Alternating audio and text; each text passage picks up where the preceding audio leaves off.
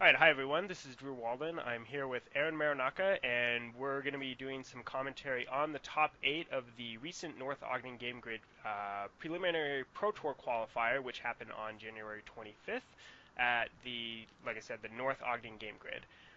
So the first match we're going to be seeing is Joe Sumner. He's playing Sultai Whip against Josh Morton on Abzan Aggro.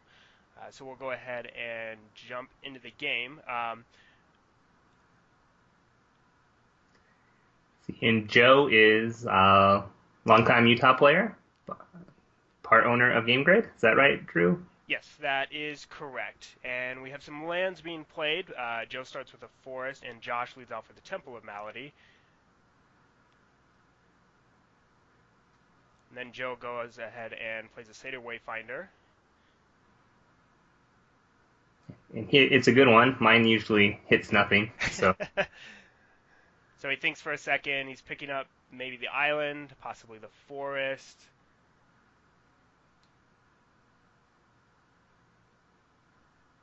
Still kind of thinking for a while. All right, and he finally decides to go with the island. So that way now has access to all three of his colors for his deck. yeah. And Josh Morton is a younger player, also Mark Rosewater's nephew. Oh, really? I didn't know that. Yes, I believe so.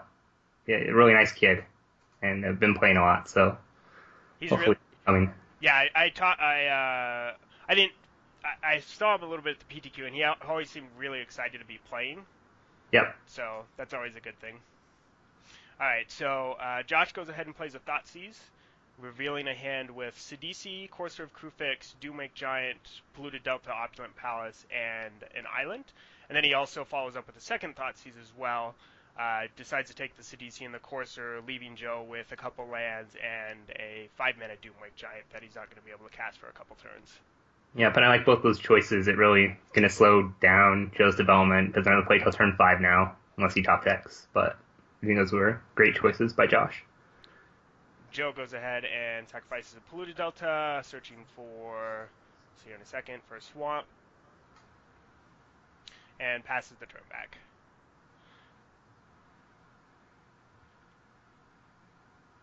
Josh goes ahead and deploys one of the 2-drops in his deck, Rakshasa Death Dealer. Looks like he is possibly missing white mana, as he's only played green and black sources so far. And that sequence is interesting. I wonder if he had the Death Dealer but chose the Thoughtseize twice instead. I'm not sure which is the best play. Sometimes I think with the aggressive decks you really want to get going out, put a threat down first, and then maybe Thoughtseize afterwards.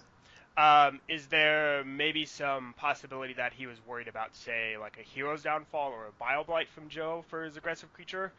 Sure, and I think that definitely a good play. And also maybe you just want to take a look and see if there's a Corsa there because that's the best turn 3 drop for the Sultai Whip deck and can really stall out the board. So here we have Josh. Does play his White Swords in a Mana Confluence. Decides to attack with his Death Dealer. Joe lines up a double block, forcing Josh to go ahead and use mana to activate the Death Dealer to keep it from dying in combat. Then he goes ahead and taps 2 more mana to cast, I'm assuming, one of his 2-drops. Yeah, it looks like it's a Fleece Main Lion there. That's an interesting block by Joe. It's good because it tied up two of Josh's mana for the turn, but at the same time you can just chump block twice. So it's kind of a decision you have to think through, but I definitely think it's good to tie up some mana there for a little bit. It does prevent Josh from casting one of his Hallmark cards, which is Siege Rhino, for that turn, if he decides to Right. save the Death Dealer. Alright, it looks like Josh has an Abzan Charm to answer that Doomwake Giant that Joe cast on turn 5, so he goes ahead and attacks with his 2-mana creatures, putting some pressure on. Joe doesn't have any creatures currently. He does have a Whip of Erebos as his follow-up play. And does he have a Hornet Queen in his graveyard right now? It looks like. Yes, he does. Okay, great. So Whip's a great play there. Alright, and then there is that Siege Rhino. It's hard to see with the glare, but It does go ahead and put Joe down to 6, and Josh is at 13. Most of the damage Josh is taking this game has been from a combination of Thoughtseizes and his Painful Land. Joe goes ahead and activates Whip of Erebos, returning that Hornet Queen that you did point out was in the graveyard.